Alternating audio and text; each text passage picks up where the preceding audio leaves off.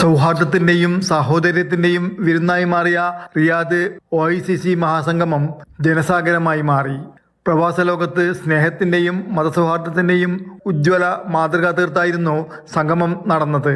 ചടങ്ങിൽ പ്രമുഖ സാമൂഹിക, സാംസ്കാരിക, രാഷ്ട്രീയ നേതാക്കളും സാധാരണക്കാരായ പ്രവാസികളുമടക്കം ആയിരക്കണക്കിന് ആളുകളാണ് പങ്കെടുത്തത്. സാംസ്കാരിക സംഗമത്തിന്റെ ഔദ്യോഗിക ഉദ്ഘാടനം Riyadh Indian embassy community welfare counsellor Y. Subir ഉദ്ഘാടനം ചെയ്തു. OICC Riyadh central committee president Salim Kalakkara അധ്യക്ഷത വഹിച്ചു.